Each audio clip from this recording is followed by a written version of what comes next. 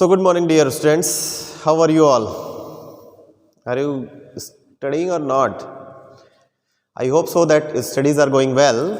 So today we are going to start in this chemistry part. Today we are going to start our last chapter, that is the periodic classification of elements.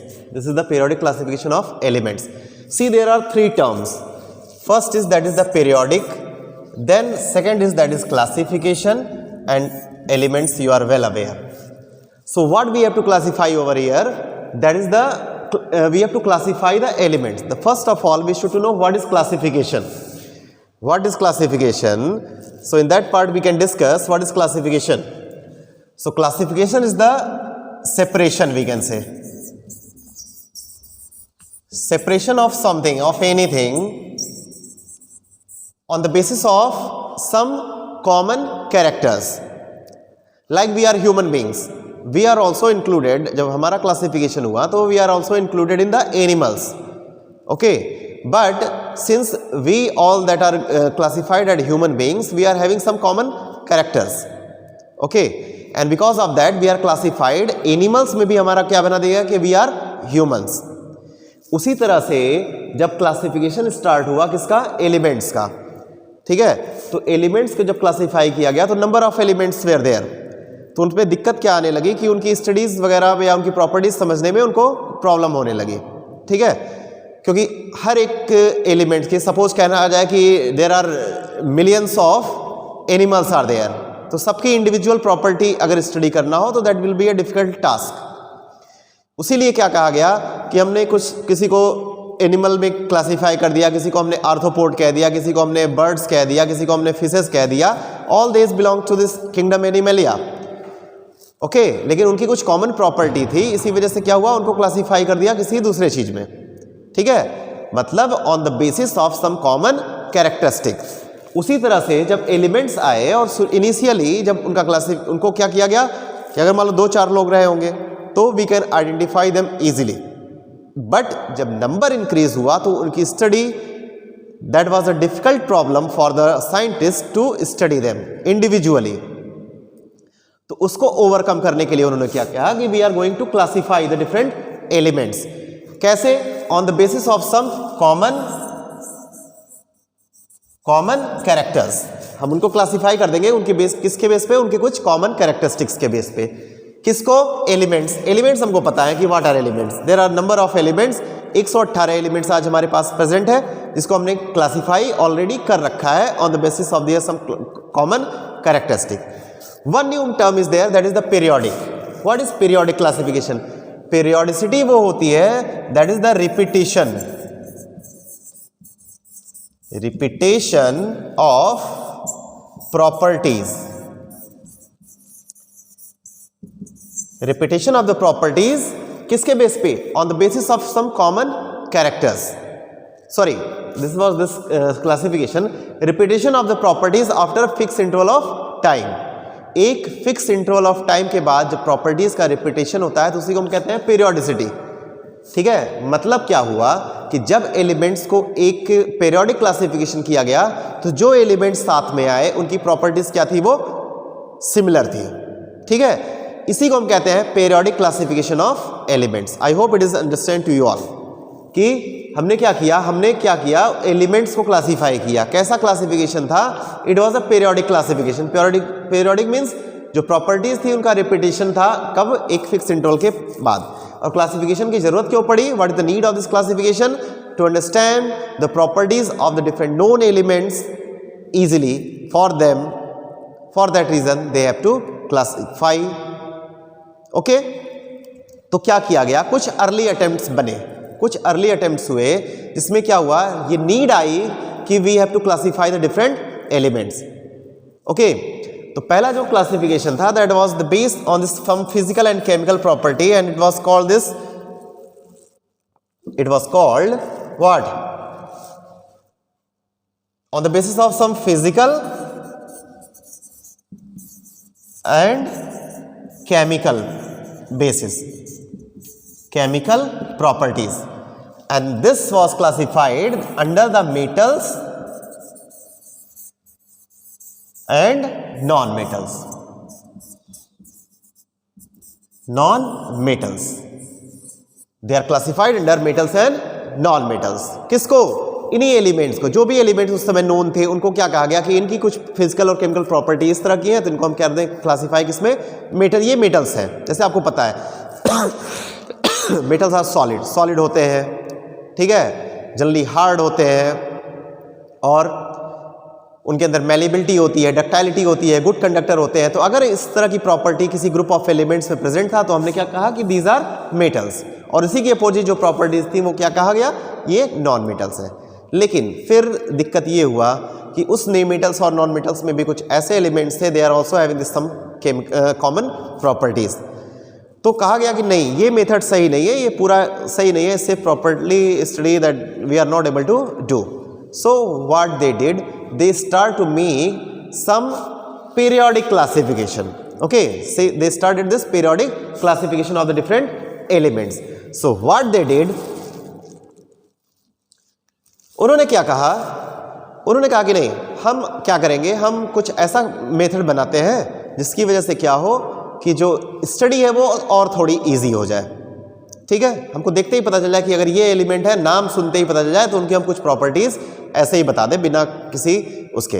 तो for that reason they started this periodic classification and the first attempt that was made by Dobereiner, it was the made by डोबेर्नियर।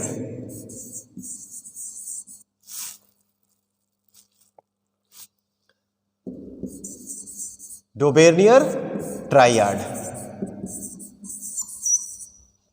Okay, it was made by this Doberzheimer and it is known as Doberzheimer's triad.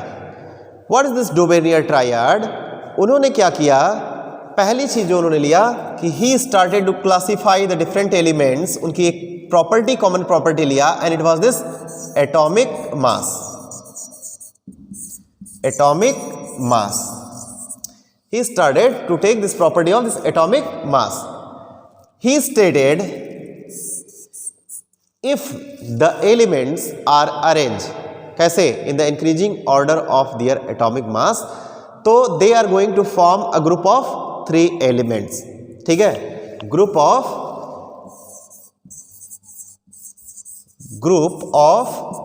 3 elements, and this group of 3 element is known as triad.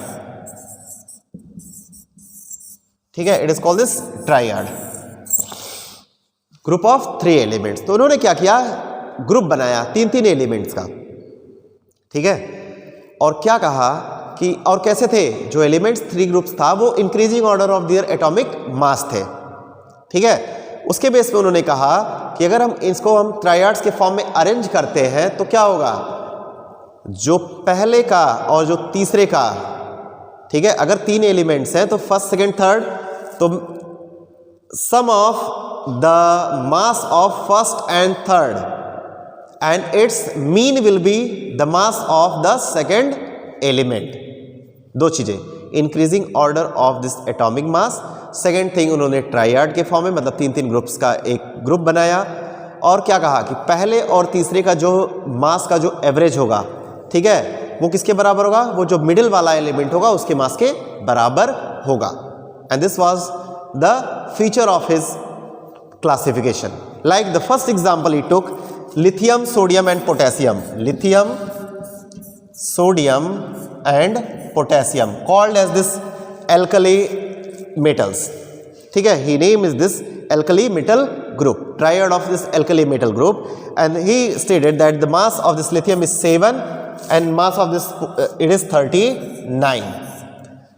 ठीक है, तो इन्होंने क्या कहा कि जो मास होगा पहले का और तीसरे का, इसका जो एवरेज होगा वही किसका मास होगा, that will be the mass of this third. Late us calculate, 39 plus 7 will be 46 divide by 2, कितना जाएगा, 23, and this will be the mass of this middle element, it is 23, and it was correct for this sodium. तो ये theory इनकी इस triad के लिए fulfil कर रही थी इनके रूल को कि mass of this first and second and its mean और एवरेज विल बी द, जो आएगा that will be equal to the mass of second element of this particular triad. Second जो उन्होंने ट्रायड लिया वो था calcium, strontium and barium, calcium, strontium and barium, calcium, strontium and it is barium. उन्होंने क्या कहा कि the mass of this first 40, then it is 137। अब देखो, let us calculate 137 plus 40, that will be divide by 2, then 7, 1 divided by 2 and 88 point something, okay, and 88 point something, and it was the mass of this second element, strontium. It was also correct, and he called this group as this alkaline earth metal group. And one group also made, that is for this halogen group. It was for this halogen group of chlorine, bromine and iodine. उसमें भी इन्होंने पाया कि जो chlorine और iodine का जो मास था, उनके मास का जो एवरेज था वो किसके बराबर हुआ, mass of bromine. And he name this group as alkaline, this halogen group. तो इस तरह से इन्होंने 3 ट्रायड्स बनाए और उसमें इनका रूल फॉलो किया, लेकिन ये सिर्फ 3 ही ट्रायड बना सके, मतलब कि टोटल 9 एलिमेंट्स के लिए एप्लीकेबल था according to his law. So it was one of the drawback of this model. ये मॉडल एक्सेप्टेबल नहीं हुआ क्योंकि ये सिर्फ 9 ही लोग के लिए ऊपर एप्लीकेबल था, means total for 3 groups, okay, and rest of the elements it was not applicable, and because of this reason this model was not acceptable, okay. फिर क्या हुआ, फिर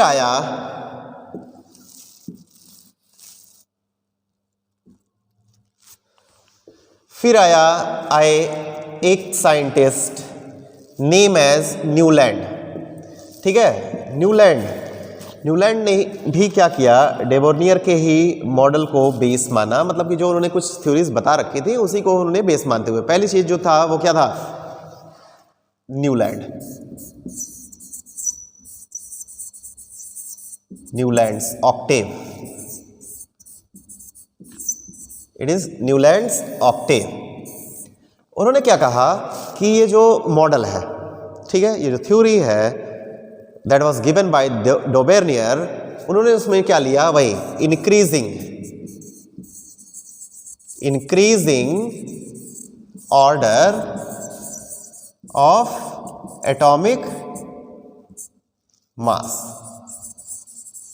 उन्होंने क्या लिया, increasing order of this atomic mass, उसको उन्होंने utilize करते हुए कहा। And one more important and interesting thing about this Newland, he was a very good musical player, fond of music, बहुत ही अच्छे संगीतज्ञ थे, संगीत के जानकार थे। तो जैसे होता है संगीत में 8 म्यूजिकल नोट्स होते हैं, ठीक है, सा रे गा मा पा दा नी, ठीक है, टोटल 7 नोट्स आर देयर, और जब सेत के बाद 8वां आता है तो वो फिर सा आ जाता है, means that is the repetition. तो उन्होंने इसी कॉन्सेप्ट को फॉलो किया और जिसको हम कहते हैं ऑक्टेव। तो इन्होंने क्या बताया कि जो न्यूलैंड्स का जो ऑक्टेव है वो क्या है कि इसी म्यूजिकल नोट्स के बेसिस पे इन्होंने क्या किया, उसको अरेंज किया और बताया कि every 8th element, he started कि if the atoms are arranged in the increasing order of their atomic masses, so there will be repetition of the property, and this term is known as periodicity. And he stated कि every 8th element will have the similar property of the income as the first one. 8वें element की property क्या होगी, वो पहले वाले के similar होगी, एवरी 8th एलिमेंट। अगर हम, और इन्होंने टोटल जो भी नॉन एलिमेंट्स थे उनको क्या किया, इन्होंने अरेंज किया इसी increasing order of this atomic masses, like hydrogen, lithium, beryllium, boron, carbon, nitrogen and oxygen, ठीक है। यहां पे 7 एलिमेंट हो गए, hydrogen, lithium, beryllium, boron, carbon, nitrogen and oxygen, these are 7 elements. Then again the 8th element is fluorine, किसके साथ belong किया, hydrogen के नीचे आया fluorine, means it was the 8th element starting from the hydrogen. So the property of hydrogen and fluorine should be similar, and this is called this periodicity, repetition of the property after fix interval. तो ये periodicity का term इनके law में follow हुआ, ठीक है। इसी तरह से लिथियम के नीचे आया सोडियम, ठीक है, लिथियम के नीचे कौन आ गया, सोडियम आया। तो सोडियम भी प्रॉपर्टी को क्या कर रहा था, फॉलो कर रहा था, पीरियोडिसिटी रिप्रेजेंट कर रहा था। बेरिलियम के नीचे आया मैग्नीशियम, सिमिलरली कार्बन के नीचे आया सिलिकॉन। तो कार्बन अगर फर्स्ट था तो आठवां एलिमेंट कौन था, सिलिकॉन, जो उसके साथ आया और उसकी प्रॉपर्टी क्या थी, सिमिलर थी। And this law is known as Newlands octave, ठीक है। लेकिन इसके मॉडल में भी कुछ ड्रॉबैक्स थे, ठीक है। जैसे इन्होंने कहा कि ये आठवां एलिमेंट रिपीटेशन करेगा प्रॉपर्टी का, लेकिन ये सिर्फ एप्लीकेबल हुआ कहां तक, only up to calcium, that was the known elements, calcium तक ही ये फॉलो हुआ। आफ्टर दैट ये प्रॉपर्टीज फॉलो नहीं कर पाए, ठीक है। सेकेंडली इनके अंदर, इनके मॉडल में जो ड्रॉबैक था वो क्या था, इन्होंने कहा कि 56 नोन एलिमेंट्स हैं उस समय। उन्होंने कहा कि there should be no more elements can be discovered after this 56, कि अब इससे ज़्यादा एलिमेंट डिस्कवर नहीं हो सकते।